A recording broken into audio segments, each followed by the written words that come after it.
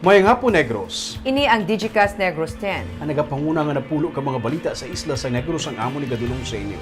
Updin ninyo kami via Facebook, YouTube, kag sa KCAT Channel 11. Kag subong mabatean niyo kami live sa FM station nga 91.1 FMR Bacolod. Kag yari na ang top 10 nga mga balita sa Negros subong nga adlaw. Dalan niya pangbuhuan sa Lasal Avenue gintabunan sang balas. Bago nga pamuno sa PNP sa Bacolod City, may paandam sa mga pulis nga hindi sa pagtestingan. Aprobado na sa Bacolod SP ang paghingiyo sa National Historical Commission na usisaw na nadiskubrihan nga pre-war tunnel. Parade Festival sales sa sunod sang duha ka adlaw nagdangat sa 3.6 million pesos. Kag sa good vibes, basurahan sadto karon utanan na sang barangay. Inatanan sa Digicast Negros 10. Sa number 10,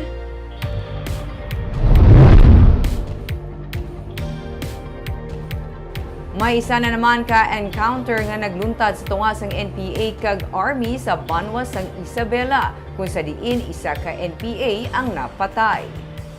Sunod-sunod ang enkwentruhanay sang Army kag NPA sa Central Negros. Martes napatay ang isa ka NPA sa encounter sa Moises Padilla. Kaina, liwat naman nag-enkwentruhanay ang NPA kag 94th Infantry Battalion sang Philippine Army sa nabukid nga bahin sang Banwa sang Isabela. Kag sa liwat nila nga pag-enkwentruhanay sa boundary sang Isabela kag Binalbagan, isa ka NPA ang ginreport sang Army nga napatay sa enkwentro. Wala pa gindetalye sang Army kung sa diin ini nga barangay, bangod padayon pa ang ilang nga operation.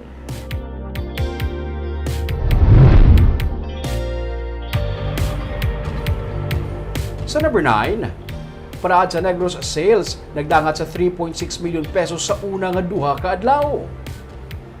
Ini nagikan sa mga product sales halin sa mga LGU Pavilion, mga food kiosk kasumuman trade fair. Sa report nga ginpagwa sa probinsya, sa unang nga adlaw sa 27th Parade sa Negros Festival, 1.7 million pesos ang sales nga na-report. Sa ikaduha naman nga adlaw, mas mataas ini sa 1.9 million pesos. Napasundayag sa Panaad sa Negros Festival ang mga produkto sa tagsa ka mga banwang syudad sa probinsya. Ehemplo, sa booth sa Cadiz, pinakababakal ang uga. Kilala ang syudad sa ginatanyag sini nga dried fish nga humalin pamansad tumabakal na. Sunod sa kay Mayor Salvador Escalante, sa ikatlong adlaw kahapon sa kahiwatan, nagdangat sa 300,000 pesos ang ilang gross sales. Tubtub sa Abril 23 ang Parade sa Negros Festival. Third day kahapon, mga 300,000. Kamong pinakataas naman. I really don't know. Wala ko kabalo. But usually, basta ugati, you know how it is. 200, kwarta mo, hapit ka Cadiz, bakal ka ugay sa na kilo na ugan. Or half kilo. May dalton kami pulit.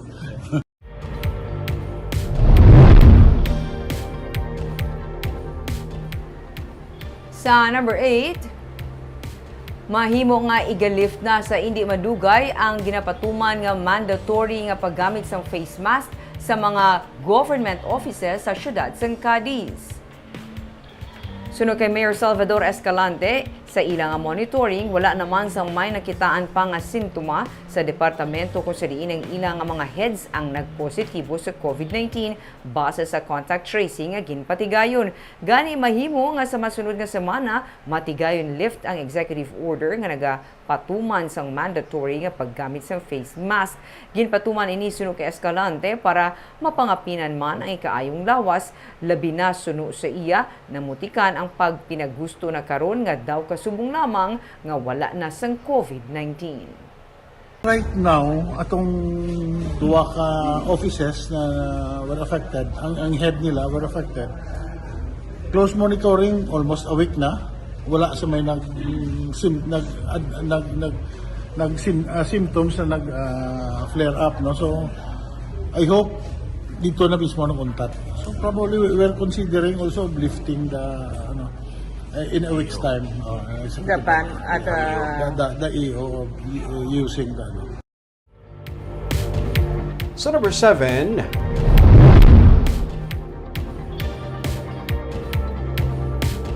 ang department head sa probinsya nga ginreklamo sang estafa ang natagaan sa clearance sa iyang pag-retire. Sunod sa kay Provincial Legal Officer Alberto Nelias Jr., lipod sa ihibalo sa probinsya karon ginapangatubang nga reklamo ni Anay General Services Office Head Lucel Pines. Siya sining nga pag-retire sunod sa kay Nelias, natagan siya sa clearance bangod nga wala man inisang kaso kung reklamo nga ginapangatubang. May nagpadulong man sa probinsya nga pila ka mga individual nga nagreklamo batok sa kay Pines, pero sunod sa kay Nelias ini pagkatapos na sang iya nga pag-retire. Kung ang reklamo angot sang siya pa ang nagapungko bilang GSO, sadang pa man maka-file sa administrative charges sunod sa kay Nelias. Sini lamang ginreklamo si Pines ang estafa sa pila ka mga individual. Isa ka entrapment operation naging patigayon. Sunod sa NBI nagtanyag sang 3 tubtob 8% nga interest si Pines sa mga nag-finance sa ila paagi sa pag-supply sang yara sa ila purchase order. Wala na naghatag pa sa pahayag si Pines sa amo nga reklamo kag pagasabto na lamang niya ini sa nagakaigo nga tion kag forum sunod sa iya.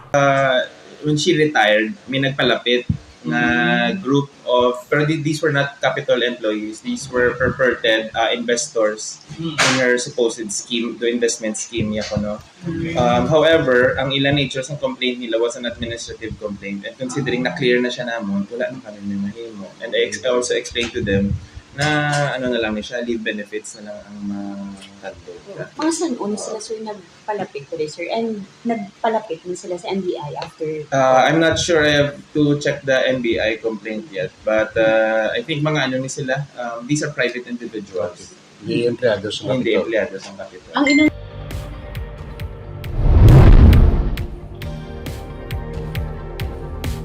Sa number 6, gasolinahan sa San Carlos City gin-hold up. Ginsulod sang 4 ka wala pa makilalaan nga mga persona ang isa ka gasolinahan las 3 kaina sang kaagahon sa highway sa Barangay 1 sa siyudad sa San Carlos. Sa investigasyon sang PNP, gulpi lang nga ginkatuan sa duha sa 4 ka mga armado nga persona ang cashier sang gasolinahan kag gintayaan sang armas kag nagdeklarar sang hold up. Dito kag ginkuha ang mga suspect ang 50,000 pesos nga cash gikan sa cashier. Sunod sa PNP, ila pa ginahibalo kung may mga CCTV sa palibot bangod sa wala man makilalaan sang biktima ang mga suspect sunod sa pulis. Ila man ginahibalo kung sila katapos ang organized crime group.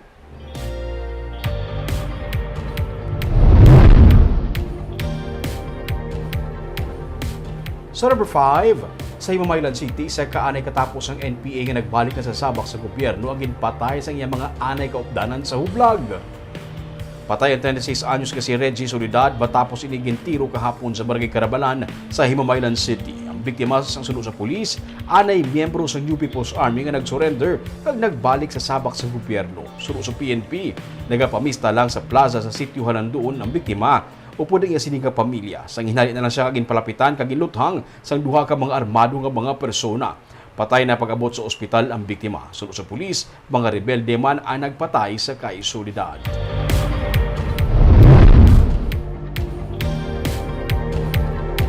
Sa number 4, duha patay matapos ginalegar luthang sa mga rebelde sa Gihungan City. Duha ka persona ang patay matapos ini ginluthang sa mga armado nga ginaalegar katapos ang New People's Army sa Barangay Trinidad sa Gihungan City, Negros Oriental.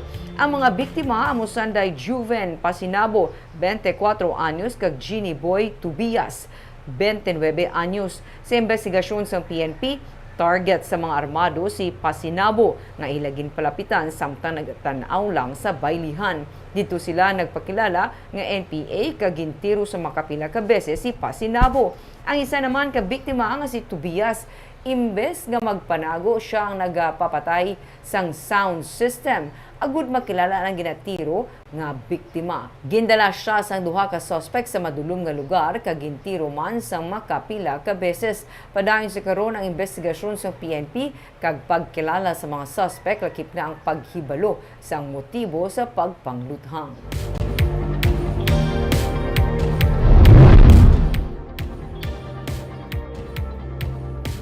Sa number 3, paghinyo sa isa ka team gikan sa National Historical Commission para mag-usisa sa naukayan nga ginapatihan pre-war tunnel ang inaprubahan na sa Sangguniang Panglusod sa Bacolod City. Natabunan na sang mga tamburong kagduta ang ginapatihan na diskubrihan nga pre-war tunnel sa Rojas Street sa Barangay 39 sa Bacolod City. Pero kahapon, ginaprubahan sa konseho ang resolusyon ni Councilor Jason Villarosa para hingiun ang National Historical Commission nga magpadala sang team para mausisa ang nadiskubrihan nga structure. May mga residente sa lugar nga nagapati nga mahimo parte sang Muscovado Mill ang nakitaan nga structure nga himo sa tisa. May nakutkot man ang mga nagakaayos ang drainage project sa lugar nga ruidas ang kalesa kag tulan sang kabayo. Nagmando si Councilor Villarosa sa contractor sa proyekto nga i-on hold anay ang pagtabon sang semento sa lugar nga nakitaan ang ginapatihan pre-war tunnel o kon Muscovado Mill samtang ginahulat ang sabat sang NHC sa request sang council. Sa number 2,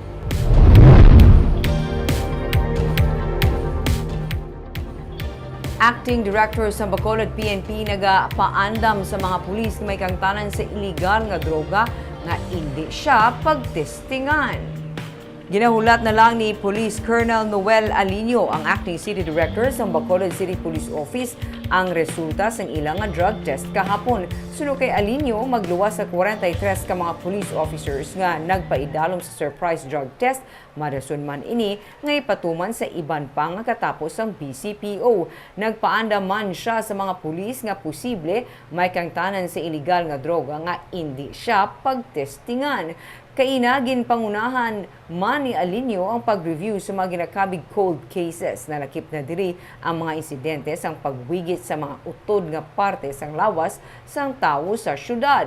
Ginmanduan niya man ang katapos ng City Mobile Force Company upod sa SWAT team nga pabaskugo ng monitoring kag police visibility upod sa mga police stations agud mapunggan ang kasubo nga insidente kag iban pa nga posible kriminalidad.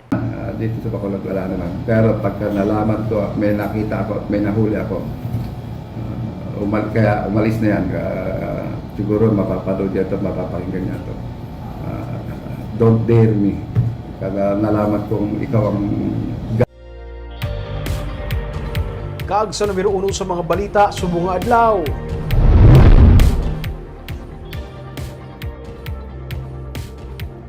Dala niya pagbuhuan sa contractor ang ginpangtabunan sang balas. Ini kasunod sang reklamo sa mga motorista. May report si Nico Delfin. Natingala na lang ang mga motorista nga ginpangbuhuan na ang dalan sa Lasal Avenue sang nagligad nga simana bisan wala pa sila may nakita nga diferensya.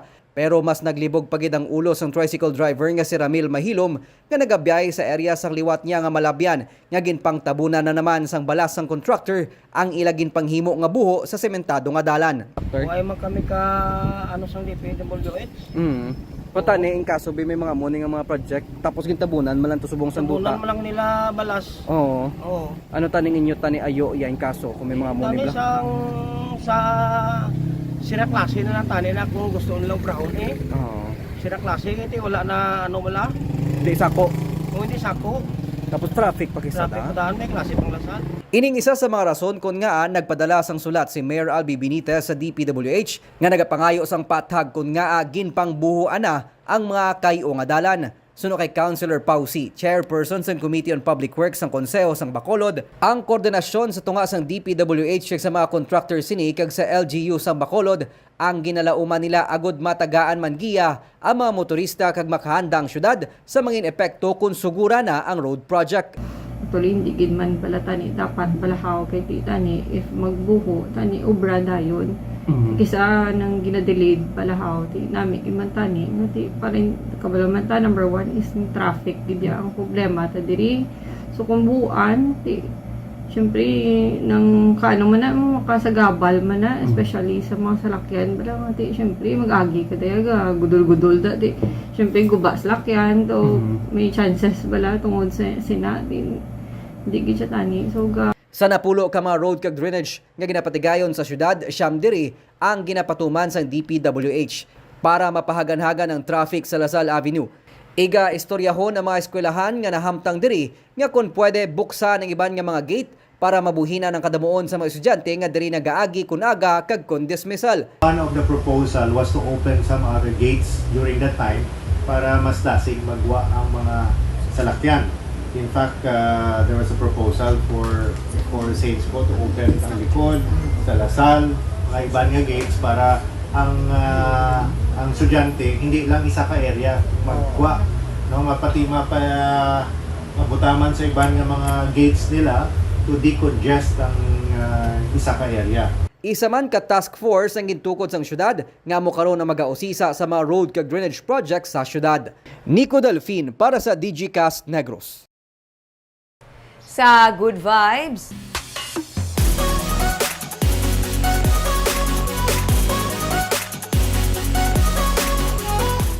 basurahan sa to karon gulayan na sang barangay. Ang mga utan ginapakaon sa feeding program para sa mga kabataan. Yaring report ni Nico Delfin. Sa kilid lang sang baybay sa Purok Lison sa Barangay 1, nagatinumpok ang mga basura. Kadaman diri mga plastik nga masami ginaanod sang baha, kag iban pa nga mga higko nga masami ginhaboy sa mga alagyan sang tubig, ilabi na sa mga sapa. Pero antes pa nag-pandemic, napaminsaran sang barangay nga mapatampukan sang duta ang mga basura kag magamit ini nga gulayan sa barangay. As long kabalo ka sang duta, mag-mixing, hindi pwedeng hindi mabuhian kay Una, balas, basura lang na diyakap. balas, basura, hindi mo gid matamnan. Paano mo totally na transform sa mo ni? May isa ka asosasyon mula sa Ampisir Fox Association kay ang ako niya vision is from fishing to farming. Okay. Kay ang ini nga lokal nakita ko nga wala man lang sang naga-usar o kundo wala man lang kapuslanan. So gin-develop ko. Istorya ni Caprelios, hindi nangin mahapos ang magpatubo sa kilid sang baybay, ilabi na nga nagasamo ang basura sa balas. Pero pinaagiman sa moderno nga teknolohiya, nakapatubo sila sa mga petsay, kamatis, okra, talong kag iban pa nga mga utan nga karon ginadonate sang barangay para sa feeding program sa mga eskwelahan. Hindi mo puslan sa ilang kabataan na mag-feeding program, no? Tapos ang ilang inang lifestyle nga makaon din sila utan. So hindi lang tanan isda. So ang isa ko pagid subong ka gusto ko pagid nga ang sa mga daycare nga mga student kag daycare nga mga parents, gusto ko nga ipakita sa kabataan nga sila ang matanom. Gintipon man nila ang mga mapuslan nga mga basura kasubong sa mga plastic container nga ginhimo nga pat, mga coconut husk kag iban pa nga compostable materials nga ginhimo nila nga abono. There's an urban farm requirement now. Each barangay has to have an urban farm. And when you have an urban farm, you can do composting. Diba? So the idea is, while IPM in the city takes care of the bio-waste from the big markets, kung ano man ang bio-waste pa doon sa mga talipapa in the other barangays, may malalaking satellite markets dyan all around sa barangays. Kung ano man yung bio-waste nila doon, dapat sila na rin ang magko-compost doon sa urban farm nila. And we have good examples. Barangay 1, Bacolod noon needs to do that steps. You save your plastics. You do the same thing for bio-waste, di ba? Ika nga, if you have a backyard, ilibing mo na lang doon. You're composting. Sa buligman sa Department of Agriculture kag private sector, nakapatukod sila sa nursery kag karon ginasugura naman ang aquaponics, isa man kapamaagi sang urban farming. Tungod sang kung gusto mo nga maayo ang imong tanom, so mangita sa maayo mga tao nga concentrate kag eager kagid nga ma-develop ang ining lugar kag maka-produce. Sa sulod sang 3 na katuig, nakahatag man sang dugang nga income sa barangay ang malapit 1,000 square meters nga talamnan. Bisan ang katapos ang Fisher Folks Organization sa barangay, ang nainganyo man karon nga magtanom.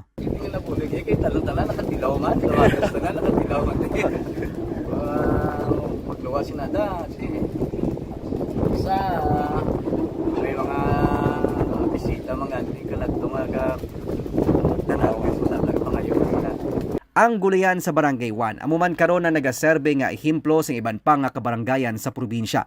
Diri man ginpamatud-an sa mga barangay officials nga kun may dedikasyon sa serbisyo, sarang malabot ang mga tinutuyo para sa pumuluyo. Nico Delfin para sa DGCast Negros. Barb sa tiyon sa pandemic, isa man sa naton antang urban farming sa gamay nga space ang duta. Pwede mo siya matanong. Papuslan. Ang tanan ming, no? Mamba, kagid yung mga magagmay nga bagay, pwede mo gid yung mapangitaan medyos kag magamit pa. Pag sa pagtanong ko na ba, hindi kagit magutman. Kaagam itong mga balita sa Negros Subunga Adlaw. Kay man sa panahon karon importante nga may ihibalo ka sa nagakatabo sa imo nga palibot. Kung dapat balanse kag eksakto mga impormasyon. Padayon kami nga magapangalagad sa Negrosanon. Ako si Barbara Mijares. Tugtog sa buwas, ako naman si Romeo Subaldo. Mayong hapon.